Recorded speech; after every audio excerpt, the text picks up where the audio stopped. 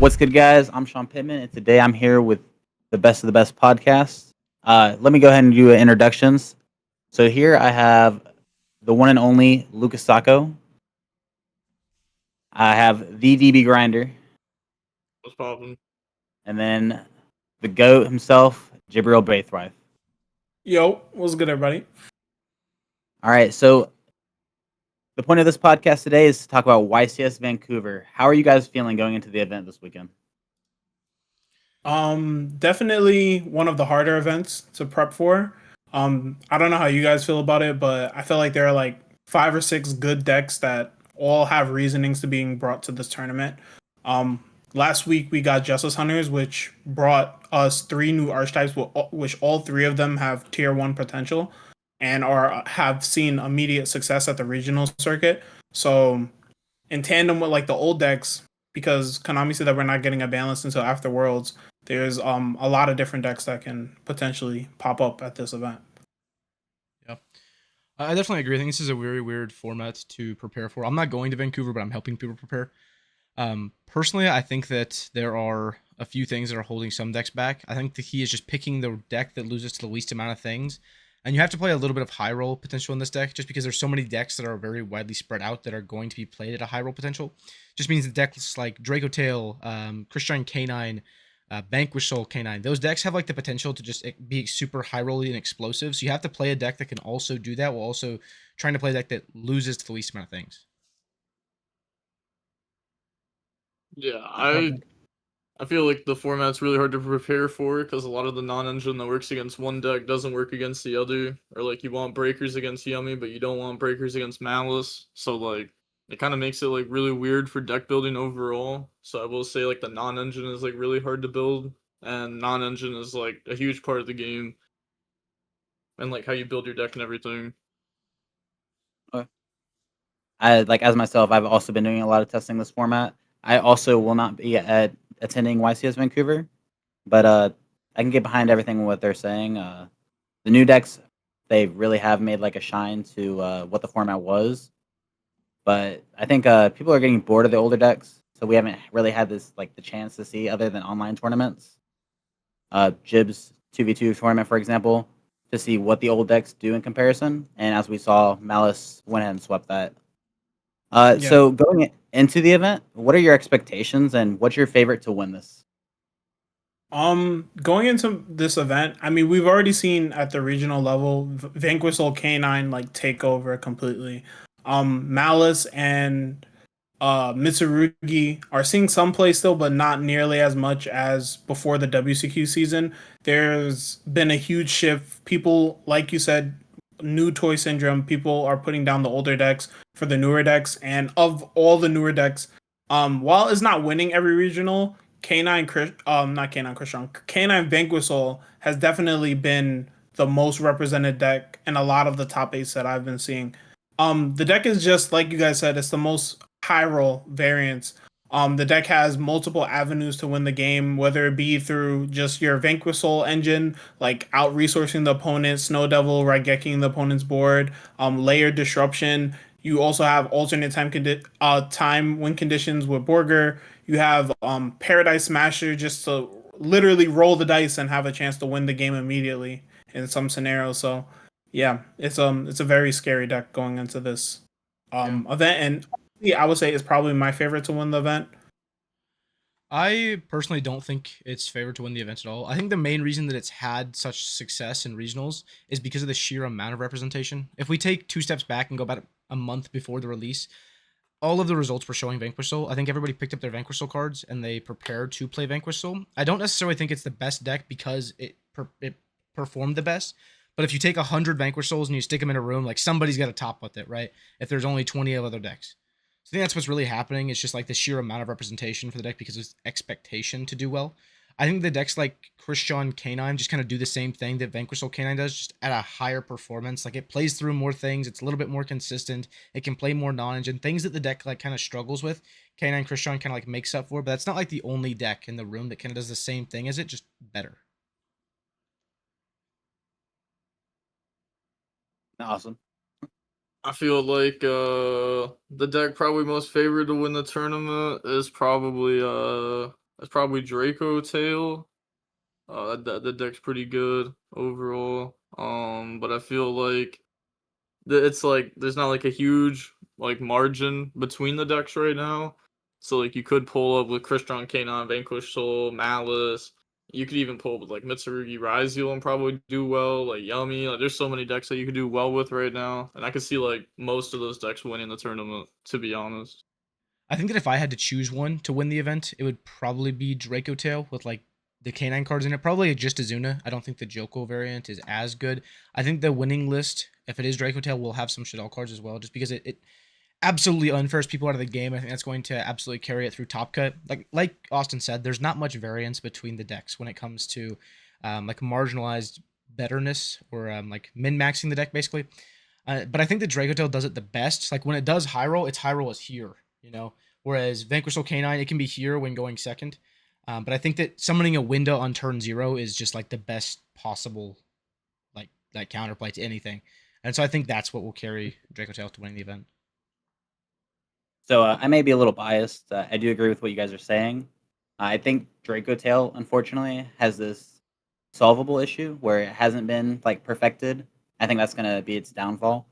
I do think because of how the format is and how the non-engine is shaping up, I think Malice has the best chance to win. In a room full of like where the half the room's on breakers, I think through Swiss it's going to go insane. And then with how the side decks are developing, and like there's less Meowless, there's not cards like Chaos Hunter, there's just 3 Lancias that everybody's playing, but there's just probably not enough hate in everybody's decks for the Malice deck. I think this is a really good chance for Malice to finally win an event.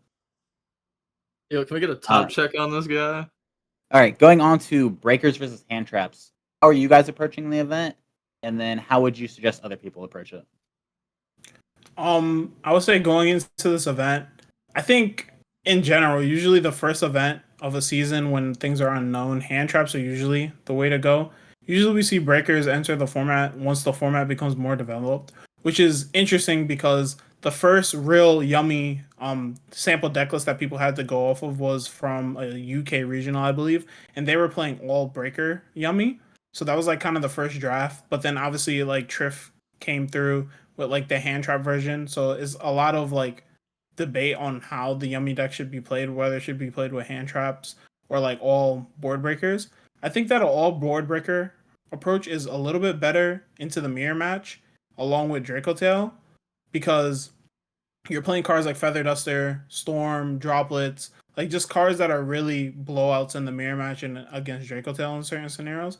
Or like the hand trap version, in my opinion, is better against the Vanquish Soul deck. Like I think you'd rather try to stop them on their turn instead of just catching their board because they're just gonna have so much disruption, so much layering to their board, disruption coming from the hand, from the field, front row and back row. It's just a lot to deal with. As for the other decks in the format, I think that most of them are playing hand traps. I don't think the other decks really have the capability of playing a lot of breakers. Maybe like a Crystron deck because like it has like general synergy with a card like Droplets. But like the Draco Tail deck and the Vanquish Soul deck, like the Vanquish Soul deck is basically a monster mash deck. Like that deck plays like 30 plus monsters and only a few like supportive spells or traps. But yeah, and then the Draco Tail deck is kind of it has board breakers built into its engine with Fimena, Rahu, Ketu. All those cards are all breakers basically. I think that we're gonna see a non-engine very, very similar to like Providence, where we saw the evolution of 6 chummies in my main deck.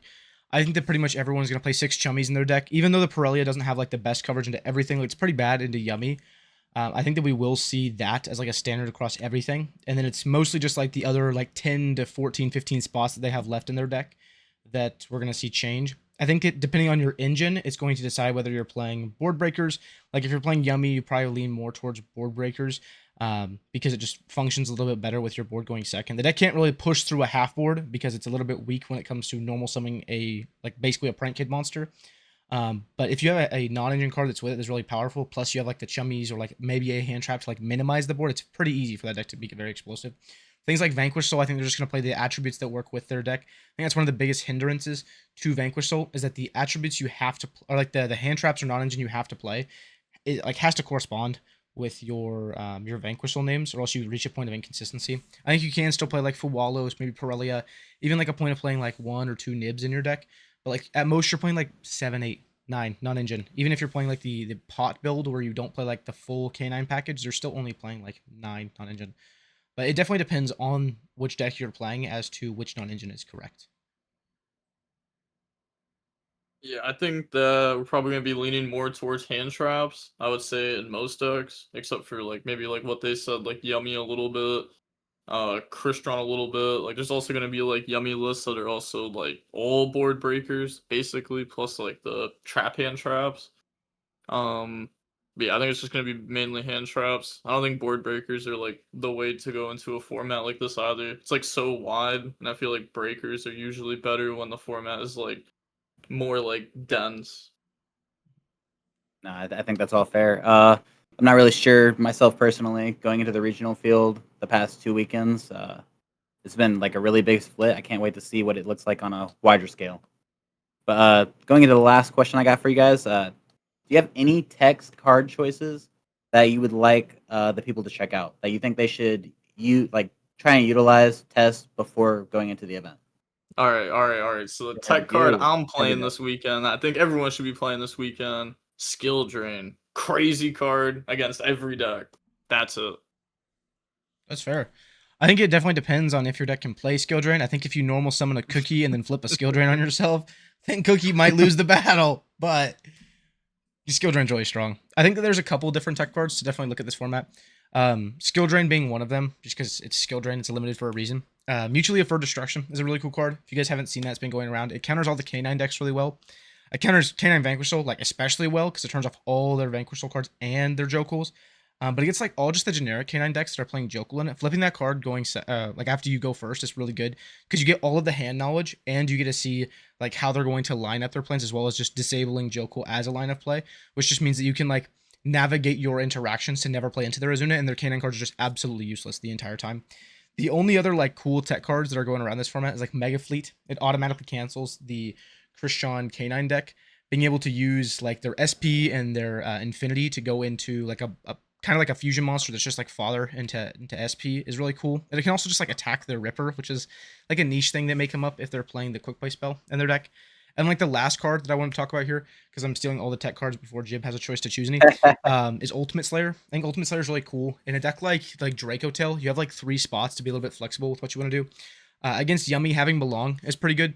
Being able to instantly remove their Synchro Monster, because a lot of the time that you interact with them, they're ending on like 1 Synchro Monster and passing, and they feel very, very confident about it unless you have like Bell.